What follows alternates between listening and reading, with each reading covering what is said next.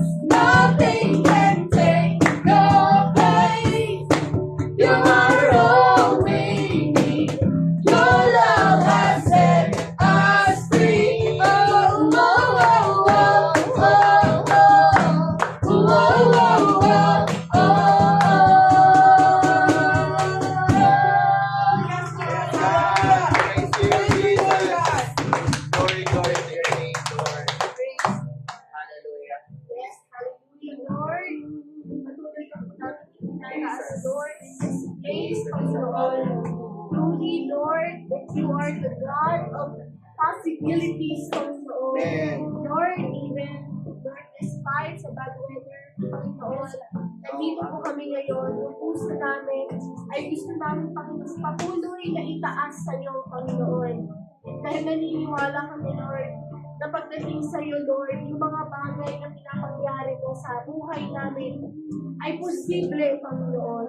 Walang imposible sa iyo, Panginoon. Kaya, Lord, we lift our hearts,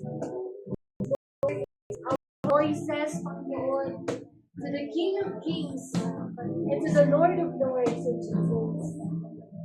Come on, let's continue to raise our hands to Jesus, lift up our voices.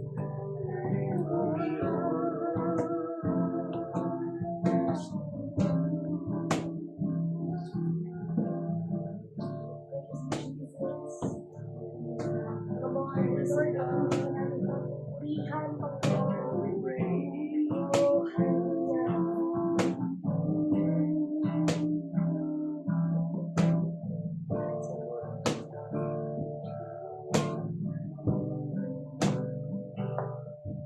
Saan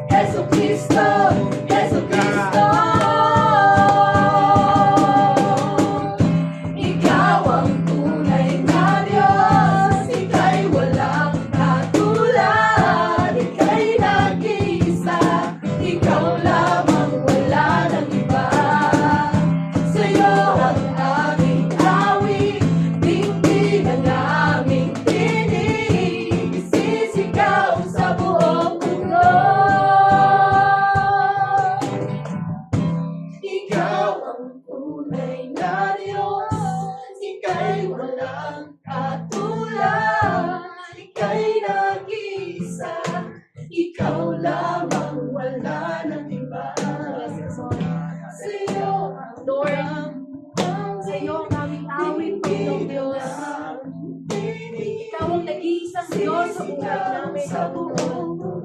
Yes, come on with our voices, come on. Ikaw ang tunay na Diyos, Ika'y walang katulad, Ika'y nag-iisa, Ikaw lamang, wala nang iba. Sa'yo ang aming awit, dinggin ang aming tinig, isisigaw sa buong mundo. Ikaw ang tunay na Diyos, Ika'y walang katulad, Ika'y nag-iisa, Ikaw lamang, wala nang iba. Sa'yo ang aming awit, dinggin ang aming tinig, isisigaw sa buong mundo. Isisigaw sa buong mundo. Isisigaw sa buong mundo. Kadakilaan mo. Come on, we praise you, Lord Jesus. We love you so much. Oh, glory belongs to you. In Jesus' name we all say, Amen and Amen. Yes, God. Hallelujah. We praise your name, Lord God, this morning, Panginoon. Lord, truly, O Lord God, hindi po yung weather ngayon ang magdidikta sa pagiging dakila mong Diyos sa mga buhay namin. Hindi rin po, Panginoon, yung maaring nararamdaman namin, Panginoon. Siguro, Lord, bukod sa weather, Panginoon, some of us worried, some of us, Lord God, troubled, O Lord Jesus, nang dahil sa mga nangyayari, Panginoon. Lord, especially, Lord God, since ganito yung weather namin ngayon, Panginoon, maaaring marami kami mga kababayang Pilipino, Lord God, na talagang yung mga lugar nila lubog sa baha, Panginoon. And maybe ngayon, worried sila, Lord God. Some of them may be stranded, Panginoon. But Lord, allow your mercy and grace, Panginoon, to flow, Lord God, through this place. First, Panginoon, papunta sa aming pamilya, O Lord God. And of course, Lord God, right now, we also pray for every churches, O Lord God, ng Harvester. And right now, we declare, O Lord, na sa gawain pong ito, sa oras pong ito, at kahit sa panahon ito, Panginoon, Ikaw ay Diyos naming Panginoon. Ikaw ang makapangyarihan. Tunay nga, wala pong imposible sa iyo. Hayaan mo, Lord, na kahit sa mga ganitong panahon, may deklara ng aming mga buhay na tunay nga, mayroon kaming isang Diyos na makapangyarihan. Na higit sa aming mga nararanasan, higit sa amin, Lord God, na mga pinagdadaanan, Ikaw ang aming pinakamakapangyarihan, pinakamapagmahal na Diyos na patuloy po namin kinikilala. Kaya salamat po, God, sa oras na to at sa amin pong patuloy, Lord, na pag-aaral ng iyong mga salita. We continue to ask you, Holy Spirit, to lead us, to guide us, and even to teach us, Lord. More than me, you are our teacher. You are our great teacher, Holy Spirit. Kaya kawan people of God, patuloy mo pasalamatan ng Panginoon, ideklara ang kanyang kabutihan sa buhay ng bawat isa atin. Kaya salamat, Panginoon, at patuloy na ikaw at ang pangalan mo ang maitanghal, O Lord God, sa lugar na ito, sa gawain ito, sa buhay namin na narito ngayon sa lugar na ito at sa lahat ng mga kasama po namin online, sa mga nasa kanilang mga bahay, O Lord God. We pray right now na isang presensya at ang banal na Espiritu yung siyang patuloy na kumilos sa buhay ng bawat isa po sa amin. Thank you so much, O God. We praise your name. In Jesus' name we pray. Amen and Amen. Yung pinakamalakas sa palakpakan kay Lord. Hallelujah. Glory to your name, O Jesus. Yes. Hallelujah.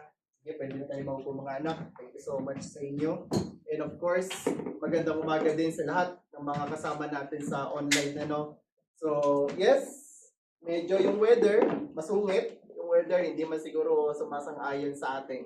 And even yung kuryente, no, since walang kuryente ngayon dito sa atin sa venue, but still, we believe na yung power ni Lord ay walang anumang kinalaman yung power interruption sa power ni Lord na pwedeng mag-move sa life natin. And at the same time, hindi lang sa amin na narito ngayon sa on-site, no, kundi ganun din sa inyo na mga nasa online. Kaya since ganito yung setup natin ngayon, wala rin akong slides na pwedeng maipakita dito. So pare-pareho nating buksan yung ating mga Bible, pare-pareho nating talagang pagganahin yung ating mga take notes. Siguro yung mga kasama ko dito nagtitipid ng mga battery nila since parang paano mag-charge mamaya, bukas ang SM.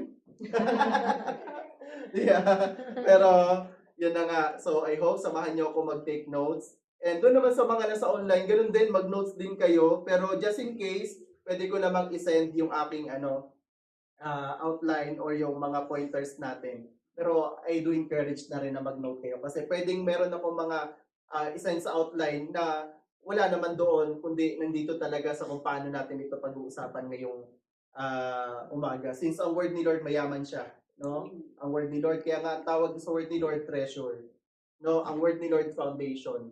Ang word ni Lord is, sabi nga, bread of life. Sabihin, ito yung mas may kakayanang mag-satisfy ng mga buhay natin. No? So, dalawang, ano ko ba sabihin to? Dalawang book, no? Yung pag-uusapan natin ngayon, pero may isa siyang tema. Kumbaga, dalawang passage yung pag-uusapan natin ngayon, pero I consider it as parallel. But at the same time, I consider it parang merong contradiction dito. When you say contradiction, di naman necessarily na parang dinidisapprove niya yung isang passage, but for me, ipinapakita lang yung contrast din, kumbaga, ng isang Christian. Since kung maalala ninyo, last Sunday, pinag-usapan natin yung tema natin, full, no? Puno, no? Hindi yung F-O-O-L, hindi yung F-U-L-L, no? Yun yung pinag-uusapan natin, being full.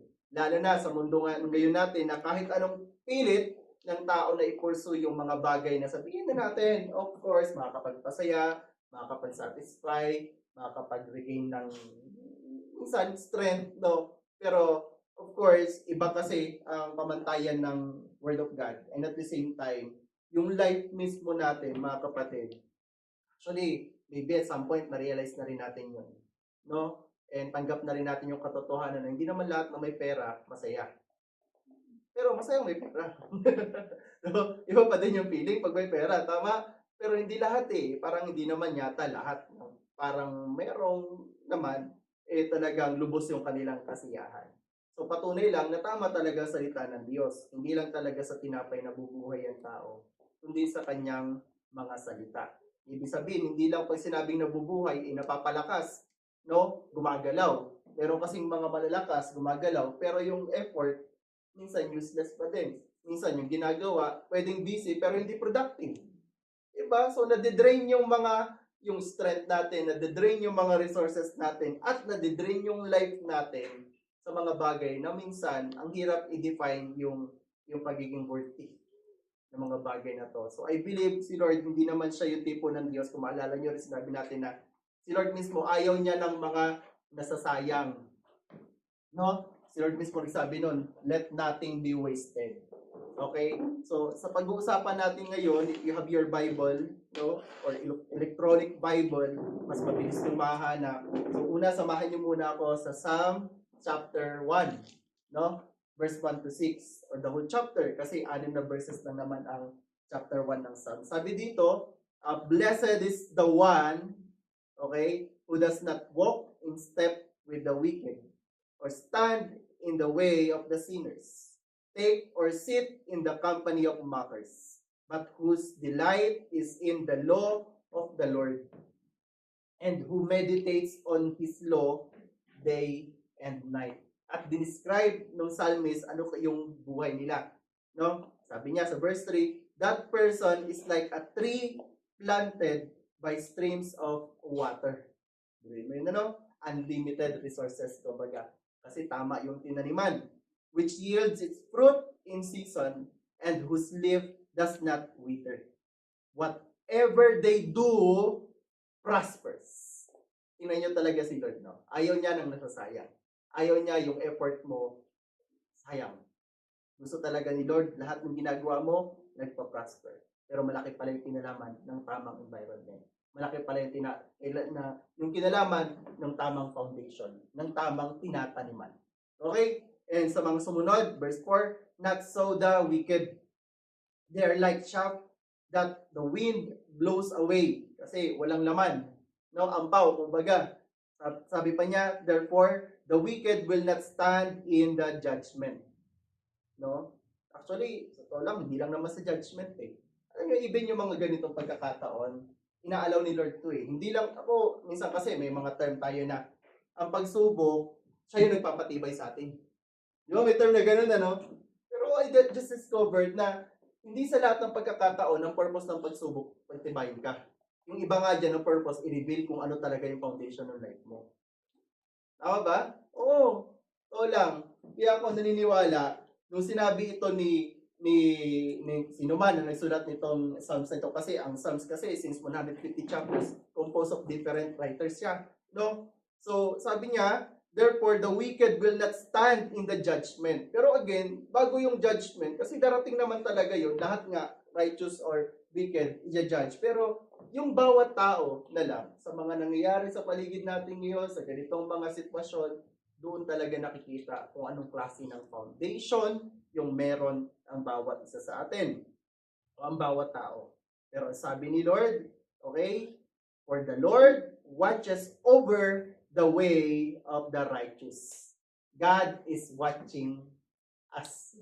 Diba? Parang sabi lang doon sa conference last Friday. No? The Lord watches over the way of the righteous, but the way of the wicked leads to destruction. No? Sa atin pala, no, sa mga tao pa lang ang pundasyon ay ang Word of God at ang longing ay ang presence ni Lord, nakapako ang paningin ng Diyos sa atin. Diba? So kahit medyo foggy, kita ka ni Lord. No? Kaya kahit medyo brown out, kita ka ni Lord. No? Alam ni Lord yung sitwasyon ng buhay natin. And sa isang banda, no, kahit ano palang tago natin, kita rin tayo ng Panginoon. Ano? Kasi naniniwala naman ako, hindi lahat ng butong na itanim manatiling buto. Lahat yan tutubo. Lahat makikita yan kung anong klaseng halaman yan pagdating ng panahon. No? Kaya ulitin ko, mahalaga ang pinagtataniman o ang environment. And jump tayo sa susunod na passage natin with the same thought or the same context. Jeremiah chapter 17, verse 5 to 10. Sabi din dito, this is what the Lord says.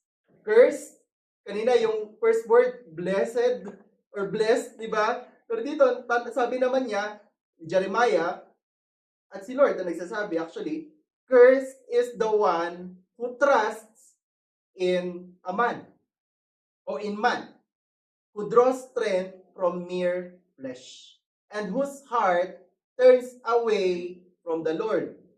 That person will be like a bush in the wastelands. They will not see prosperity when it comes. Yung tipong may blessing na parating, pero lahat nakikita, ikaw na lang hindi nakakita. Ano? Parang ganon. They will dwell in the parched places of the desert, in a salt land where no one lives. Yung mo, salt land. Diba? Yung grabing inaalat na yung buhay mo. Ano? Wala talaga. Dry talaga. No? But, sabi dito, yung verse 7, but blessed is the one who trusts in the Lord. Parang kamukha ng Proverbs 3 to 5 to 6, no? Blessed is the one who trusts in the Lord, whose confidence is in Him. They will be like a tree planted by the water. O, di ba? Kamukha nung Psalm chapter 1, di ba? That sends out its roots by the stream. It does not fear when heat comes. Ibig sabihin, itong tree na to may kaluluwa. Kasi nakaramdam ng takot. Kanina yung description lang ng tree, no? Sabihin, hindi na lang ito talaga patungkol sa isang puno, kundi sa kondisyon ng buhay ng isang tao na dapat nagtitiwala sa Diyos. No? Its leaves are always green. It has no worries in a year of drought and never fails to bear fruit. Hindi ka titigil sa pamumuhay. The heart is deceitful above all things and beyond cure. Who can understand it? I, the Lord, search the heart and examine the mind, to reward each person according to their conduct, according to what their deeds deserve. Sinama ko itong part na ito kasi I just came to realize na saan ba unang tinatanim talaga ng Diyos ang salita? o ang kanyang salita. Diba? Tulad ng kanyang description doon sa parable of the sower. Diba? The soil represents the heart. Okay? So the different soils na binanggit doon is the different conditions of the heart. So sabihin, sa puso talaga lahat nagsisimula. No? May malaking contribution yung kung paano ito pumapasok sa isipan natin base sa nakikita natin, sa naririnig natin. Pero sa isang banda pala, sa puso niluluto ang pananampalataya. No? Kaya nga kung mapansin din ninyo, kahit napakalaki ng challenge for us to change the way we think, to change the way we, yung point of view natin sa mga nangyayari, o sa buhay natin, sa pag-interpret natin ng life natin, pero mas malaki pala dapat yung kinalaman kung ano yung kondisyon ng ating mga puso. Okay? No? Kaya i-discover natin yan ngayon. Since last time, again, we talk about the unshakables. Tama ba? Remember? We talk about being unshakable. So this time naman, let's talk about being rooted. Yan. Okay? Rooted. That's our title for this morning. Rooted. Isang word lang. No? Ano ba sa Tagalog to? Ugatan? Inugatan? Di ba? Yan. Rooted. No po? So, you know what? Madidiscover natin, or actually, makikita natin dito sa passage na ito, na the condition and the fruit of our lives, the result or the outcome of our lives are always be determined, no, by where our roots, kung saan siya kumukuha ng strength. No? Kasi naniniwala naman ako na minsan nga may have this parang sort of comparison. Lord, bakit siya wala siya sa iyo? Hindi siya nakakilala sa iyo. Pero bakit parang mas okay yung life niya? Tapos mas mukha siyang peaceful kaysa sa akin. Ako pa naman Christian, siya hindi. Tapos mas mukha siyang plenty kaysa sa akin. Mas mukha siyang blooming kaysa sa akin. Di ba? Tapos siya, Lord, hindi siya nakakaranas ng persecution, samantalang ako, kabi-kabila yung persecution ko. O ito nga, Lord, tumatawag nga ako sa iyo habang nagko-compare ako habang tinitingnan ko yung life ng ibang tayo, sabihin, Lord, kilala kita Pero bakit, Lord, ito walang pagkakilala sa iyo, pero bakit yung life niya parang napaka-secure? Di ba? Yan, minsan may mga ganun talaga. Yes, pwede naman natin sabihin na ang mga tao ay talagang may kanya-kanya mga pinagdadaanan sa buhay. Pero again, minsan, yung mga pinagdadaanan natin, inire-reveal lang niya talaga kung saan tayo nakatayo.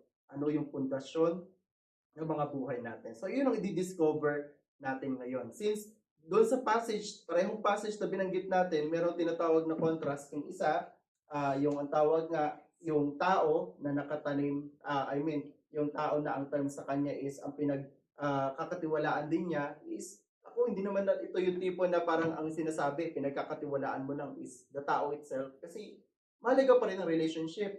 Tama? Mahalaga pa rin ang relationship. Kasi at some point, nakakuha din naman talaga tayo ng insights, nakakuha tayo ng, learnings from the person na sabihin natin talaga na ina-eye natin o in-look up natin. But, dito kasi, pag sinabing man, di ba nga, tingnan nyo na lang maigi.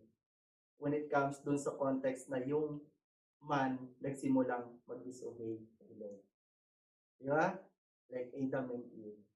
Parang naisip nila nung time na si Satan sa anyong haahas, ang sabi, siguro hindi naman kayo mamamatay. Hindi naman talaga kayo mamamatay pag kinain nila. Di ba? So sa part nila, mas pinili na nilang dependihan yung kanilang sarili ding judgment. Siguro nga naman hindi. Nagsimula na silang mag-rely. Sabihin, when we talk about man, we talk about yung kakayanan ng tao na i-mislead yung kanyang sarili. If ang ginagawa lang basihan ng taong ito ay yung sarili niyang mga nararamdaman or decisions sa buhay. Kaya ang description ni Jeremiah, first is that man. So, since rooted ang pinag-uusapan natin, pag-usapan muna natin itong kasi merong blessed, di ba? Tapos meron ding cursed. Pag-usapan na muna natin yung cursed. Okay? The cursed one. Di ba? Sabi kasi, ang tawag natin sa kanya, rooted in the wrong source. Tingnan muna natin, ano bang ibig sabihin pag rooted ang isang tao, wrong source? Ano ba yung magiging litaw sa buhay if that person is rooted in the wrong source. Una, tingnan natin yung tinatawag na way of life. Okay? Kasi yung tao daw na ito na nakatanim sa wrong foundation o ang tawag na natin is rooted in the wrong source, yung taong ito, yung description ng life niya, he walks in a worldly counsel. No, sabi dun sa Psalms, no, kung mababalikan niyo yung Psalms chapter 1, blessed is the one who does not walk in step with the wicked. Alam niyo yun, the first danger pala nagsisimula kapag yung isang tao nakikinig na sa mga maling counsel, maling payo. No? Kasi kung mapansin nyo nga, doon pa lang sa story ng kung paano nag-fall si Satan, si Adam and si Eve, sa maling counsel eh. Again, nasabi ni Satan, hindi naman talaga kayo mamamatay. Eh di doon pa lang may contradiction na sa sinabi ni Lord na surely you will die. Pero nakinig sila sa maling counsel. So, yung danger pala sa life ng isang tao na, alam mo yun, mapahamak, is nanggagaling doon sa sino yung kanyang pinapakinggan. Di ba? Kaya sabi doon, yung taong rooted sa wrong roots, walks in a worldly counsel. Kaya nga dito natin kailangan ma-determine, and actually dito mo rin ma-discern talaga yung isang tao kung kay Lord ba siya o si Lord ba yung priority niyang hingan ng counsel or yung mga bagay sa mundong ito. No? Kasi alam niyo mga kapatid, sa puntong ito, maingay yung mundo doon sa part na just follow your heart. Wala namang masama eh. Diba? Do whatever makes you happy. Para sa'yo naman yan. Diba? Ano pa? Everybody does it. Bakit ikaw hindi? Diba? So, kung titingnan natin ang mundo, parang laging pumapabor sa mga bagay na gusto natin. No? And minsan, since kung Christian ka lalo, minsan meron na tayong idea na kahit sabihin natin ang mundo, nagpo-promote ng okay naman yan para sa'yo. Pero we know already na ang sabi ng Bible, no. Or don't. But still, mas gusto nating piliin na merong mga tao, na magsabing, okay lang naman siguro yan sa ngayon. Pero yun na nga merong word na sa ngayon. Kasi ibig sabihin, pwedeng hindi maging okay bukas. Tama? So, ibig sabihin, medyo may danger doon kasi sabi niya, doon sa point natin, walk, lakad. Ibig sabihin, sometimes yung mga tao, mas pinipili nilang samahan. No? Natural, di ba? Sabi nga, kapag, for example, lakad. No? For example, talaga literal, lakad. Lakarin mo simula dito hanggang SM. Pag ikaw lang mag-isa, malayo. Pero pag may kasama ka, nandito na agad tayo, ang bilis. Kasi bakit? Habang naglalakad kayo, nag-uusap. Nagpapalitan kayo ng conversation. Tama, no? Tama. Ibig sabihin, sa paglalakad, hindi lang ito yung tipo na lakad lang talaga. Nagkakaroon ng palitan ng diskusyonan o ng opinion, ng pananaw, ng damdamin, ng nararamdaman. So, kung mali yung kasama mo sa paglalakad mo, doon, nagkakaproblema. Kasi natural, matatransfer sa iyo yung idea niya, yung opinion niya, yung nararamdaman niya. Kaya nga, si Lord na nag-invite din, walk with me. Before you work with me. Kasi ganun din yun Pipili ka lang talaga ng kasama sa paglalakad. Kung ang buhay mo, journey, di yun talaga ang challenge. Sino ang pipiliin nating sumama sa atin sa journey ng ating buhay? Kung identified ka na Christian, dapat isa lang ang sumasama talaga sa'yo. Tama? Sabi din mismo ni Jesus yun I am with you always to the very end of the age. Tapos sabi din yun ni Lord kay Joshua, I will never leave you nor forsake you. So sabihin, wala talaga sa intention ni Lord na hayaan tayong maglakad mag-isa. Kasi the moment na maglakad ka mag-isa, meron sa yung ibang sasama. Yun yung medyo, minsan hindi nga tayo aware. Pero nangyayari yun. No? yung mga gustong sumama sa life natin, hindi sila yung mga against us kasi nga sasama sila eh. Ibig sabihin, papabor sila sa atin. Kaya minsan si Lord, madalas na iiwan natin sa ere. Kasi parang si Lord kasi, meron siyang sasabihin na magkukontradict talaga sa emotions mo, even sa plans mo, or sa way of life mo. Kaya minsan sabihin natin, wait Lord, pause muna saglit. Sure ka Lord? Kaya nga, we live by faith and not by sight. Kasi minsan, meron talagang mga sasabihin ng Panginoon na parang mapapapos ka muna, sandali. At mapapasabing, sure Lord, ito ba talaga yung path na para sa akin? Diba? O remember, Abraham. Sabi ni Lord kay Abraham, Abraham pa nga ang pangalan niya eh, nung first encounter niya kay Lord. Abraham, live this country and your people. Kung ako yun, wait Lord, ang tagal naming NPA.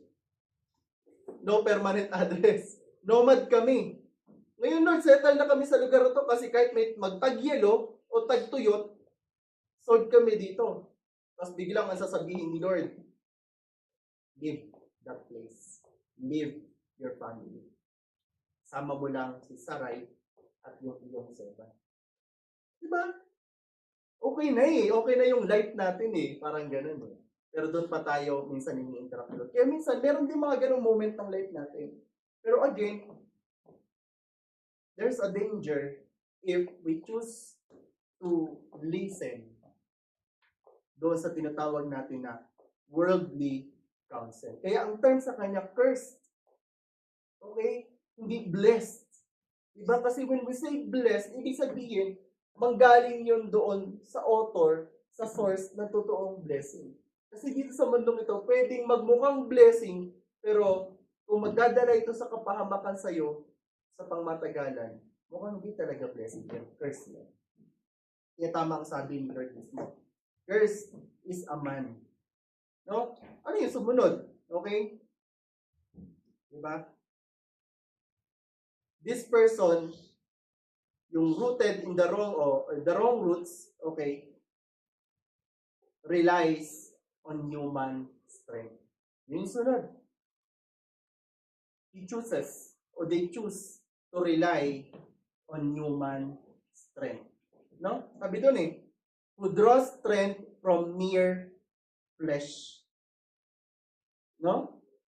Kumbaga, yung confidence nandoon sa talino, yung confidence nandoon sa laman ng bank account, yung confidence nandoon sa tinatawag na kanino kaya ako connected.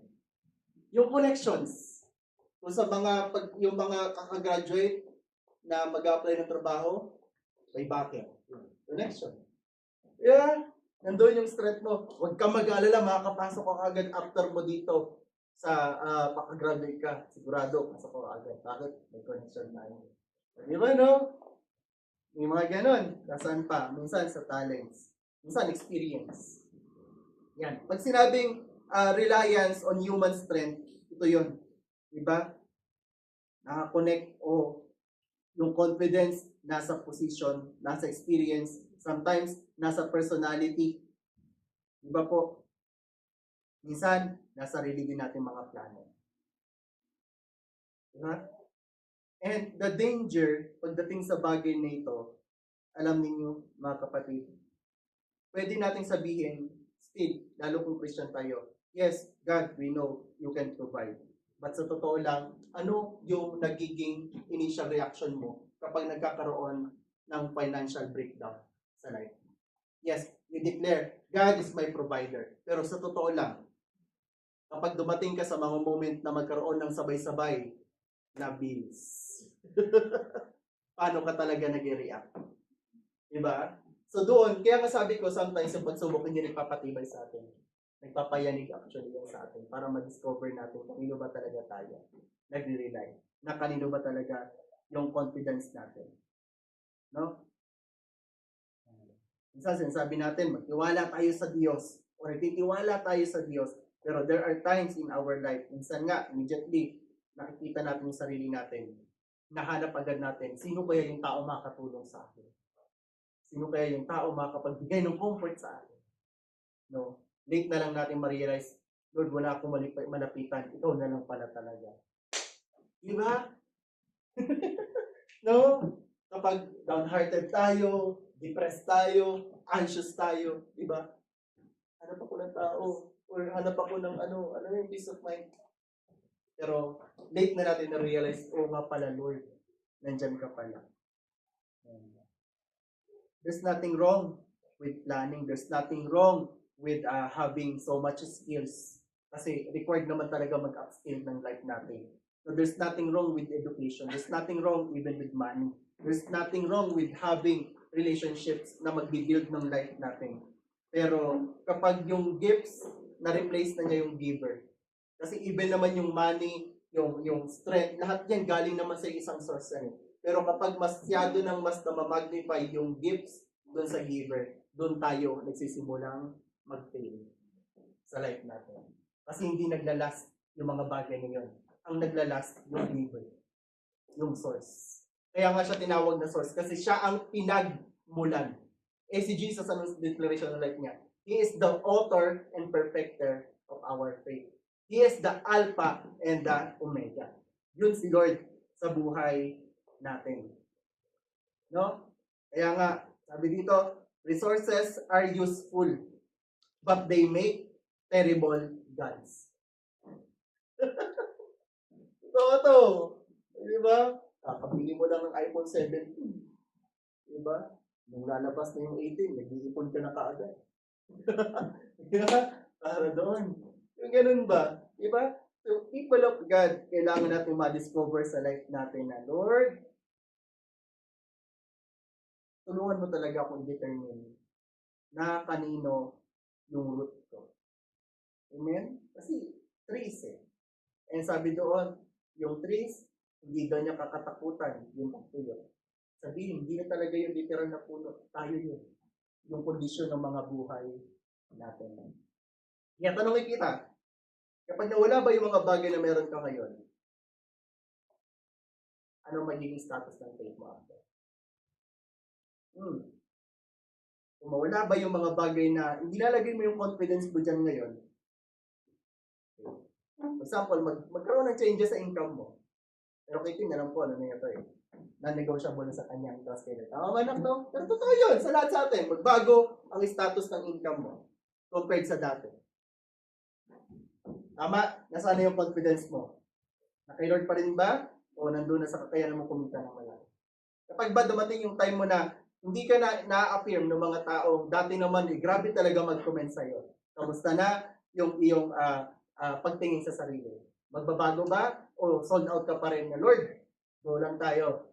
Tama ba? Kasi pwede dumating yung time na yun. Hindi sa lahat ng pagkakataon, yung dati nag-a-affirm sa'yo, i-affirm ka pa rin ngayon. No? Hindi tayo sa naging intentional siya, ayaw na niyang gawin yun, pero minsan, i-allow ni Lord yun na maging ganun yung mga senaryo ng life natin.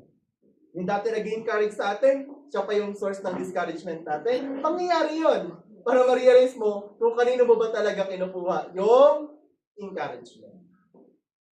Tama? Yan. Kaya, delikado pala talaga kapag ang reliance ng tao ay nasa human strength. Kasi, ang resulta noon, kapag ang reliance ng tao nasa human strength, yan na, mag-ooperate na yung life natin, yun yung next point natin, mag-ooperate na yung life natin independently. No? Sabihin, hindi ka na talaga hihingi ng counsel kay Lord. Sasabihin mo, Lord, kung hindi mo kaya, ako na lang. Actually, hindi ka na nga magpe-pray na sabihin, Lord, sa tingin mo ba? Wala nang ganun, sa totoo lang. Ikaw na mismo mag-iisip, ikaw na mag-judge ng situation. No? Buti pa kayong asawa buti pa nga yung story niya na naisip sa Pira. Nangingi pa sila ng concert sa isa. Kahit mali. Nangingi pa ng concert kahit mali. Pero, tingnan nyo to kapag yung tao pala, masyado nang nag-realize sa sarili niya, he operates independently. Ibig sabihin, wala na si Lord sa picture. I got this. No? Alam ko kung anong ginagawa ko. No? Yan. Alam mo, minsan, hindi mo man ito sinasabi verbally, pero alam niyo may kita ito sa lifestyle natin. Pwede hindi mo ito laging bukang bibig, Kasi ayaw mo naman maging obvious, pero minsan yung lifestyle mo ang magdi-differentiate o magpapakita. Okay? Kasi minsan, bago tayo mag-pray, nakaplano na. Minsan may ganon. Minsan, bago tayo, kumbaga, makinig. Talagang meron agad. Alam mo yun, minsan, di ba nagsasabi sa iyo yung problema sa tao, alam mo, yung mahirap sa iyo kasi talaga eh. Alam mo kung bakit ka ganyan. Hindi pa ngayon sinasabi ko na talaga problema niya eh. O di ba? Minsan din yung mga ganong case. No? Saan nyo mapapansin yan? Social media. Hindi nga alam ko ano talaga yung story nitong side na to. Ang dami ng haba na naki-study na niya. Yung maling decision na ginawa ng tao, hindi nga niya alam kung saan ang galing eh. Kung bakit nangyari yun sa tao. Yan, maraming ngayon yan sa social media. Mga kapatid. No? And alam nyo pa, ito, yung pinakamatindi. Self-sufficiency does not always look rebellious. Kasi alam nyo, minsan, yung pagiging self-sufficient, ang mukha niyan, pagiging responsible. Oo. Oo. Very organized, successful, capable, pero underneath that, sabihin na natin, responsibilities, nandoon yung kaya ko to kahit wala sila. Dangerous pa na yun, mga kapatid. No? Kaya nga, alam niyo pag sinabing ang tao spiritually mature, mas lalo dapat siyang nagdidepende kay Lord. Oo, yung totoo, mature na tao, hindi siya yung tipo na alam na niya lahat. Ang totoong mature, mas lalo niyang sinasabi sa sarili niya, kailangan ko ang Diyos. Kasi ang humility, nabasa ko lang kanina, hindi siya feelings. Ang humility is also faith.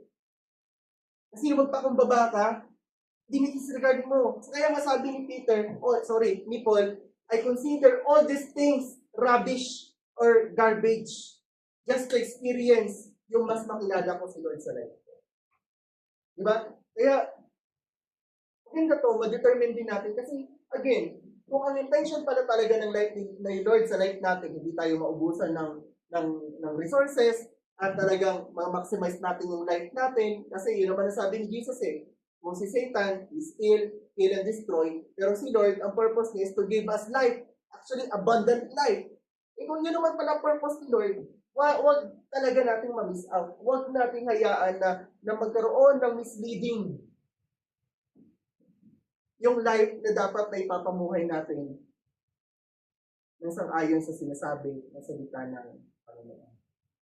Yeah, so lang, kapag overconfident ka na, okay, at nandun ka na sa part na hindi ka talaga nag-rely kay Lord, isa pa na magiging resulta dyan, yan.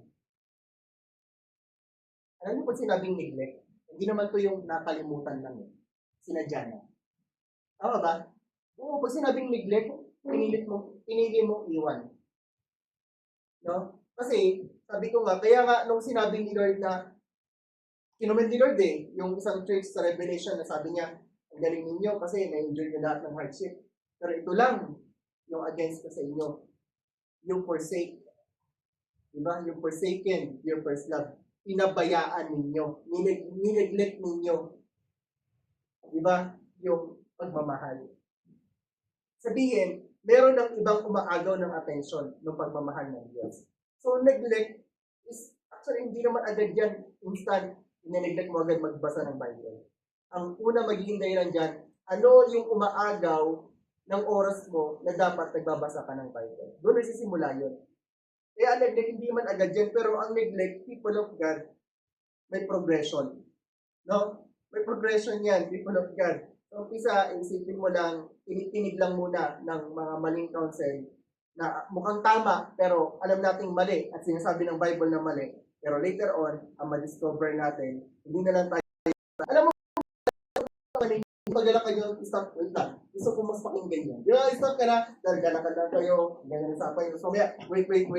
Gusto ko mas makinig yan. Nag-distract ako sa nilalakaran natin. Hindi nga. Hindi ka na doon ayan na, uupo na, pag-uusapan na. Ibig sabihin, naka-engage na yung life natin doon sa decision natin na i-neglect natin yung direction nila. Yun ang mahirap, mga kapatid. No? And lastly, dito sa part na ito, first part na ito, mga kapatid, is kapag dumating yung life natin.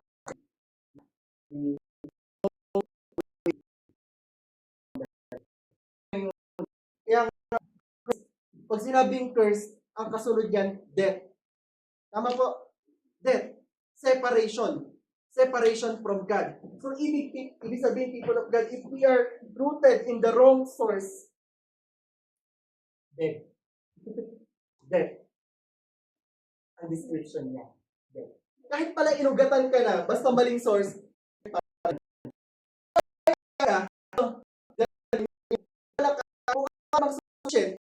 matalino, responsible, pero hindi ka nakarely kay Lord, death pa rin. Dinidescribe pa rin yung life mo as death. Death. Amen? Pero, kasi ang sabi doon, you go away. Okay? You choose to go away from the Lord. Kasi nga may negligence, may self-reliance. No? So, ibig sabihin, ang resulta nun, mga kapatid, sabi doon, dry, barren, diba? Kaya nga, wag nating hayaan na dumating tayo sa pagkaya. Buti na lang, may right source. Amen? And kapag i-spread naman natin yung tao na merong right, okay, rooted in the right source, ang tawag sa kanya ay blessed. Amen? Blessed. Okay? Kaya dito sa part na ito, of course, yung counterpart, this person relies in and understanding because hindi sa lahat ng pagkakataon yung understanding mo, yun din ang understanding ni Lord. Di ba? Yun din talaga yung gusto ni Lord patungkulan doon sa pinagdadaanan mo. Amen? Kaya nga, para kay Joseph sabi ng dream niya, magiging hari siya. Or magiging leader siya kasi kapatid niya. Sa balon. Yung pala, siya yung alipin. Tapos syempre isipin niya, kasama ba to sa plan? Alam niya hindi. No? Pero, doon niya natin may kita na tinake ngayon as maaari parte ng proseso. Kasi ang life ni Joseph naka-rely kay Lord lang. Amen? Amen. Kaya nga, the strength of faith is determined by the object of faith. Ito yun. Yung strength ng faith natin nakadetermine kung kanino ba talaga nakaangkla yung pananampalataya natin. Kapag ang faith mo ay nandoon sa mga sitwasyon, kapatid, nangyayaan kasi, nag-iiba-iba naman yung sitwasyon ng buhay natin. And kung yung faith mo nasa tao, yung tao, diba? Sometimes pwede kang ma-disappoint. Kung yung faith mo nasa money, hindi naman sa lahat ng pagkakataon may pera ka. Diba? Kaya nga, start practicing declarations of trust na nasa Panginoon lang talaga. Kaya nga, Lord, I trust you even if, no, even though maging ito yung outcome ng mga bagay na ito. Magtitiwala ako sa iyo. And also, this person immerses in God's word. The blessed one or yung tao na merong tinatawag na right source, okay, rooted in the right source, nag-i-immerse yung life niya sa word of God. Delight niya ang word ni Lord. Binababaran niya ng kanyang buhay ang salita ng Diyos. Since again, understood niya, naiintindihan niya, man shall not live on bread alone. Ibig sabihin, mas kaya akong satisfied ng word of God. Kaya parang challenging, no? Kapag fasting, may craving. Kasi di ba dapat pag fasting, pinapatay ang cravings? Di ba? Kasi pag fasting nga, ginagawa mo na ang nire-replace mo yung cravings mo ng man shall not live on bread alone. Pero di ba, ang challenging kapag fasting tapos may craving? Pag fasting, nag-isip ka na kagad na kakainin after breaking. Di ba, victim tayo lahat dun Subject tayo lahat doon. Pero na dito kasi hindi naman sinabi sa oras lang na ma-realize mo yung sa oras lang ng fasting, sa oras lang ng spiritual preparation mo ma-realize na man shall not live on bread alone. But ma-determine mo sa life mo every day that you must live according to what God is already designed. Dinisign niya sa buhay natin. Amen? Kaya nga, nakakatakot, whatever occupies our mind consistently will eventually shape your life. Kung ano man yung mga bagay na mas madalas nag-occupy ng mind natin in a consistent way, yun ang mag-shape ng life natin. Another example, ba't lumalaki yung tiyan mo? Siguro, lagi mo kumakain. Ganun, Pero pag, laki ng mga muscle mo, siguro, lagi ka nag-gym, no? Pansin nyo, sa outcome, di ba nakikita kung ano talaga. Kasi doon natin ma-realize talaga. Kaya ako, sabi ko, Lord, ano tayo?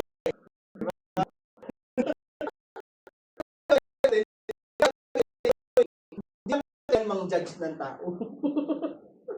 No? Minsan kaya mong basahin, hindi dahil sa nanguhusga ka, or meron tayo yung may suspetsa ka, or meron kang, merong kutob. Pero, outcome nga ni. Nasa outcome nga ni, di ba? Nasa outcome kasi nung life. Kaya, yung may mga terms, di ba? Bakit ito hindi necessary yan. Lalo na kung frequent o madalas nagbabiolate, sabihin, hindi talaga necessary kasi wala talagang alam sa traffic rules. Pero di ba, if your life is founded sa word, alam mo yung tamang right living. Tama, yung right living. Diba? So, make sure that yung reading of the word, naging habit ng life natin. Napaka-basic. Pero, ito yung dahilan para mag-bear ka ng tamang fruit. Diba?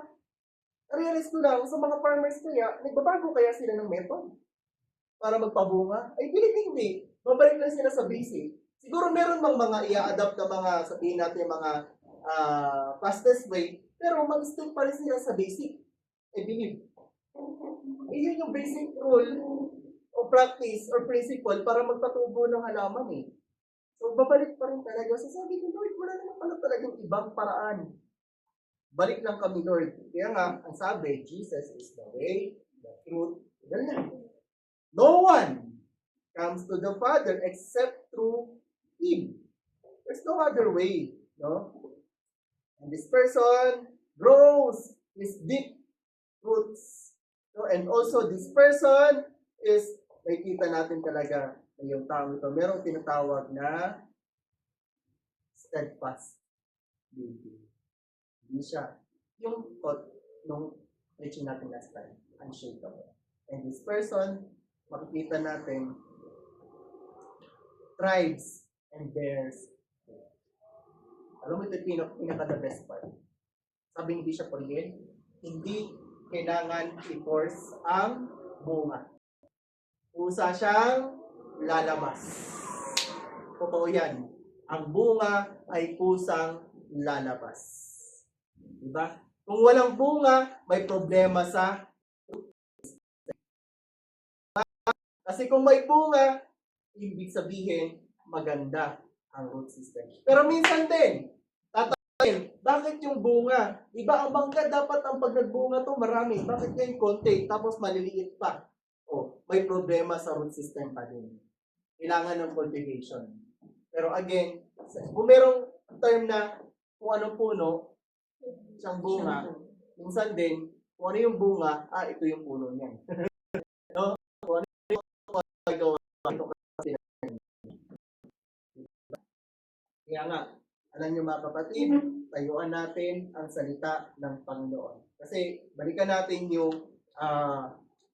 Psalms chapter 1, verse 2. Sabi nga, His delight, dito ko natapusin ito. Sabi nga dito, His delight is in the law of the Lord. And who meditates on it, day and night. Bakit law? Kasi kung mapansin niyo, actually makita niyo yun sa mga letters ni Apostle Paul. Sabi doon, one day, or in the last days, lawlessness will arise. and become rampant. Lawlessness. Kaya pansinin niyo sa panahon natin ngayon. No, in broad daylight, kaya nilang pumatay. No? Wala na silang pakialam sa law. They can bend the law. Sabi nga, di ba? Tama, pansin niyo yun? Yung law, para lang sa mga hindi yan applicable sa mga may kapangyarihan. Yung law, applicable lang yan sa mga one time. I don't know exactly kung kilala niyo si Leo Echegaray. Hindi siguro, no? Yan. Si Leo Echegaray, yung kauli-ulihan, una at kauli-ulihang napatawan ng death penalty through lethal injection. Ang kaso niya, nirape niya yung sarili niyang anak. So, namatay siya. Ano yun? Year 1999. Oo. Pero sabi ko, sa pinag-usapan namin ni Mami, pero wala pa talaga akong nabalitaan na namatay o na death penalty kurap. Oo, wala talaga. And based sa history, karamihan sa mga bayani natin namatay, ang pumatay din mga taong Pilipino din. Na ang term pa nga doon, nang dahil sa mga sampal sarili nilang kapakanan. Kaya willing silang pumatay ng kapwa nila. Lawlessness.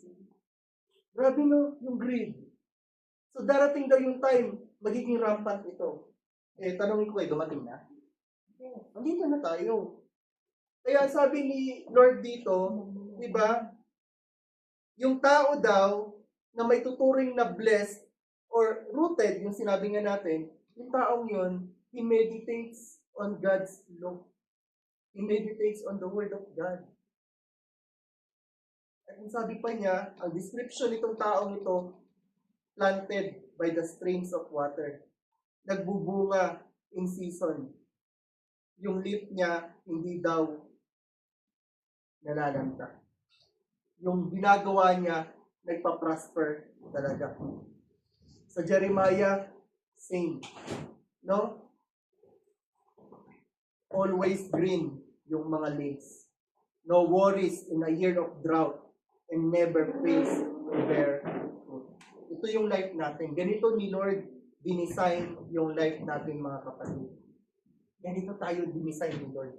Kaya nga isipin natin maigi. No? Kaya, ang ganda dapat meron talagang uncommon living. Dapat maka-experience talaga ng extraordinary things from above. Maganda talaga na meron tayong distinction. Kasi sa mundong ito, normal na gumawa ng masama. Normal na. Di ba? Yung mga dating hindi dapat ginagawa, nagiging normal na. Lahat ng yun. Kaya, the Lord is calling out the church na tinawag niyang blessed. Blessed are you, Peter. Amen? Dahil alam mo yung mga bagay na to. And on this rock, I will build my church. Di ba? In-emphasize ni Jesus yung pagiging blessed. Ang mga totoong blessed, hindi lang yung materially blessed. Walang sakit. Amen. Malalim yung faith kay Lord. Kundi ito yung mga tao nagiging partakers, okay, ng heavenly blessings. And at the same time, nagiging dahilan para ma-experience naman ng ibang tao yung blessings na dapat ay totoong nararanasan ng mga taong naglilingkod sa Diyos. Ikaw yun. Tayo yun. Tayo yung hindi lang basta demand dito. I believe kung kakayanin ng konsensya talaga natin na walang gawin para sa ibang tao. Kung maiintindihan mo ng masalalim pa yung ginagawa ng Diyos sa iyo. So I believe yun yung design ng Panginoon. Kaya minsan naisip ko, Lord, worthy ba ako? Yes, kung ako lang mag-isip, hindi tayo worthy talaga. Kasi alam natin na may mga times i-neglect natin si Lord. Pero bakit tayo nagiging worthy? Hindi dahil sa intended yun bigay lang ni Lord, kundi dahil yun ay gustong pag-umapawin ni Lord sa life natin. Ang definition ng bunga, excess, nutrients, vitamins, and minerals na napoproduce as fruit. Pero wala talaga akong nakikitang puno na kumakain ng sarili niyang bunga. Lahat ng bunga intended for the use ng mga nasa paligid niya. So yan talaga. Yeah, mga kapatid, rooted sa mga panahong katulad nito. Kaya nga, pag challenge yung life natin, at some point, i-declare natin yung sinabi ni James. Consider it pure joy. Bakit? This is my opportunity to let my faith arise. Pag may mga challenging situation, praise God. mag-a-arise yung faith. Kapag may sakit, praise God, madidiscover ko yung healer. Amen? Saka mo na isipin, malaki, na-impatyo kasi ako. Saka mo na isipin yun. So yun, isipin mo talaga sa mga pagkakataon na mayroon mga hindi maganda nangyayari sa life mo, hindi yan dahil gustong kasi niniwala din si Lord, hindi siya hindi po na kailangan ko muna yung pahirapan para ma-realize mo na blessed ka. Hindi naman. Pero minsan, inaalaw ni Lord yan na maranasan natin para ma-discover natin na you are really blessed, but at the same time, you can be a blessing to others. Amen. Amen? Amen. Kaya sa ating lahat na narito ngayon at sa mga kasama natin online, make sure that this, ilang buwan na lang, 5 months before 2027. Oh, grabe! Yeah, this 5 months, i-goal talaga natin, Lord, let this life bear fruit that will last because, Lord, this life is rooted in the right source. Amen ba? Amen. Kaya, Lord, thank you so much. Kawa tayo lahat mga kapatid. Hallelujah, Jesus. We praise your name. We honor your name, O Lord God, in this place, in this life, O Lord God. Hallelujah. Lord, we ask in Jesus' name, Lord, sa mga pasyon sa buhay namin, hindi talaga sa walang struggle.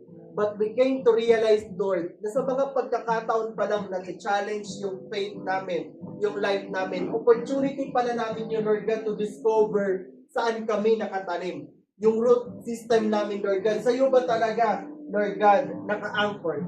So right now, Panginoon, we just came to realize, Panginoon, kung nararanasan ka na namin sa mga buhay namin, dapat, Lord, dumating kami sa point ng life namin na nag-uumapaw, Lord God, yung presensya mo, at nang dahil doon, Panginoon, nag-create ito ng mga bunga, Panginoon, sa buhay namin.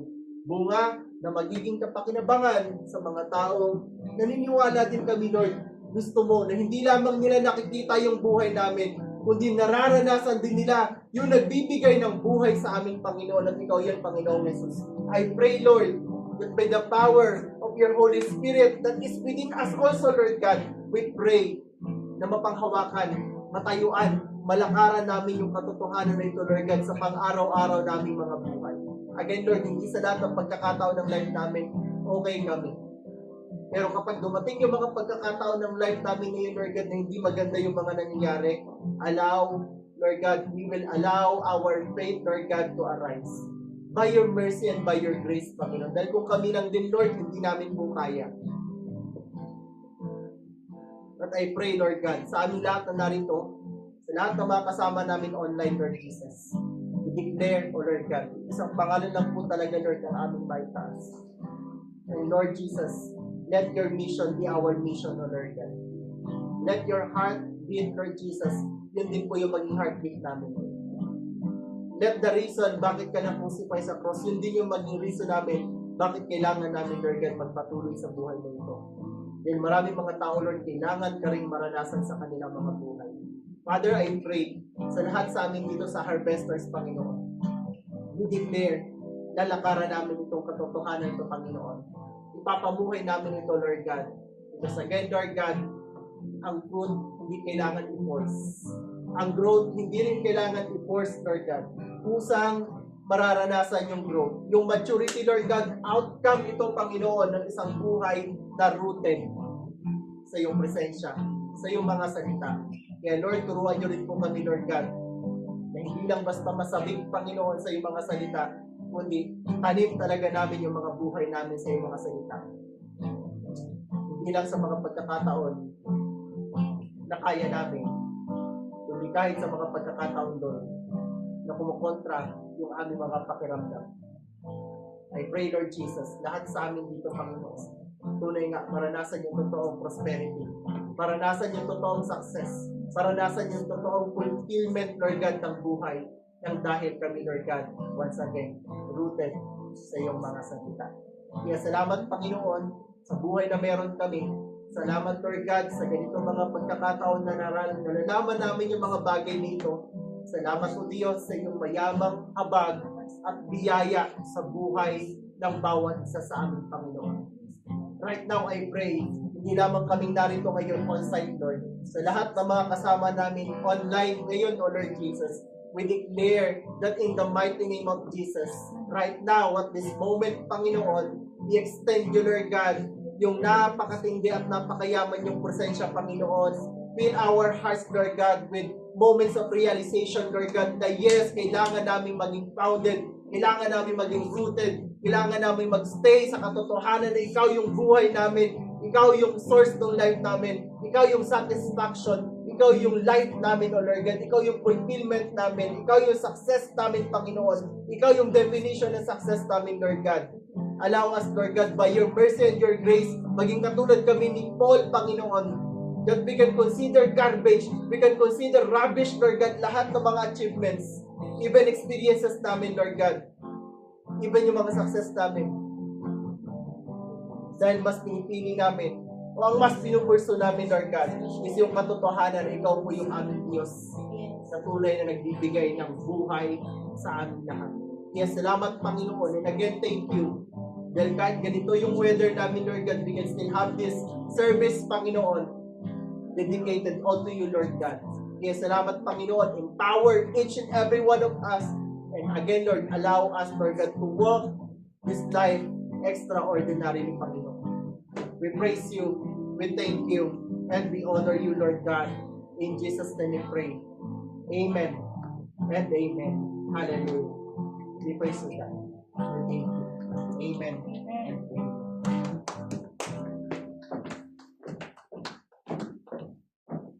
So, amen.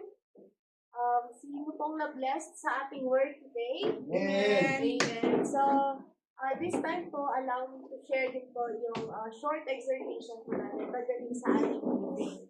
So, dito po, nung last mentoring, madami po talaga akong natutunan when it comes to giving. So, may nakuha po ako doon sa natinan po nating mentoring. So, yung title ko po dito sa isi-share ko po ngayon about tithes and offering is the heart of a faithful giver.